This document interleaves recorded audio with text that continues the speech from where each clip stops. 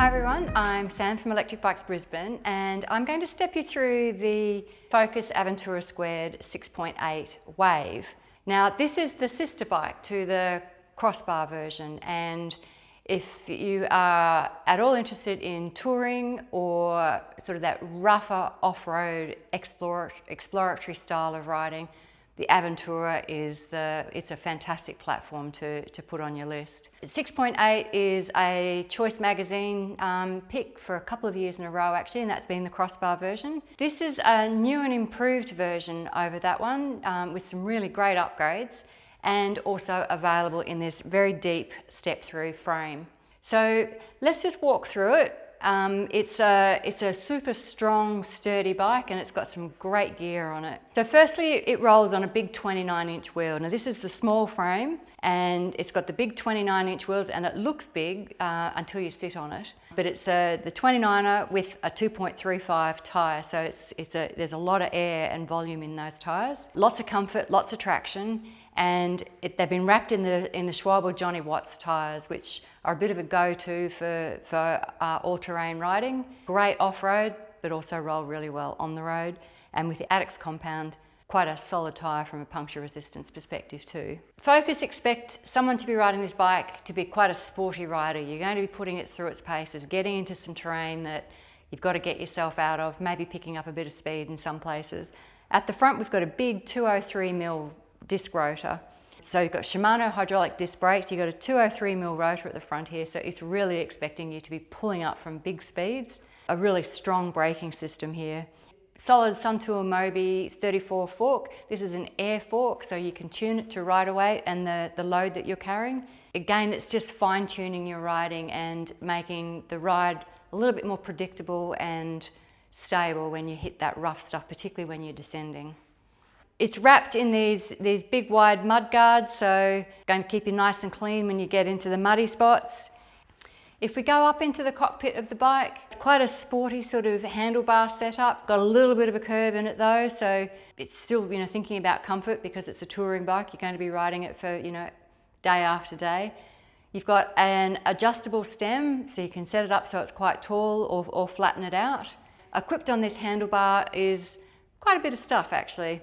Firstly, you've got very comfortable ergon grips, very supportive for your hands. Again, thinking you're going to be on the bike hours at a time or day after day. You can easily fit a bar end mirror if you want to put some mirrors on your bike on either side. From a Bosch controls perspective, it's a Bosch LED remote and a centrally mounted Kiox 300 display. So there's a lot of information here at your fingertips. Data running through your display, but also your ability to access navigation. And you control what your bike is doing through your LED remote with your left hand here. So your power controls and how you want to, or what you want to see on your display. Plus you've got your lights and your walk assist function here. Now this is a bike that runs on the strong Gen 5 CX motor, so really strong climber. You can quite easily tune how you want that ride to feel through the Bosch Flow app. So I encourage you to have a look. We've done a video on all the different functions and how you can adjust your ride settings. So you can really fine tune the way this bike is set up for you and how you like to ride and what you happen to be carrying for that ride that you're doing. So while we're in the cockpit here, we've got, I mentioned that you've got the ability to turn your lights on and off. So you've got a really strong light move light.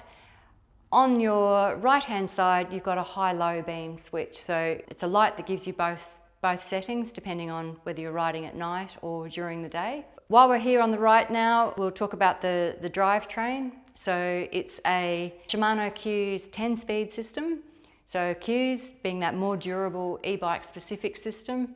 10 gears, lots of gears for climbing, lots of gears, or a big enough gear if you want to sort of push a bigger gear for downhill or on the flats, but not such a big range of gears that you have to be like super experienced with your gear changing too. So it's just it's a good choice of system for the style of riding that this bike is going to be doing. Sort of just work down through the frame. You can see this beautiful deep step through frame. One of the really lovely features about, actually there's a lot of lovely features, but one of the really lovely features about this bike is it's got a dropper post. This comes with the bike, so again, thinking about that sportier riding, you could be doing some, tricky creek crossings, quite variable elevations, so you've got that ability to change your seat height just through the dropper post lever here on your handlebar. We have a USB-C charge port here. It's not super handy for charging your phone.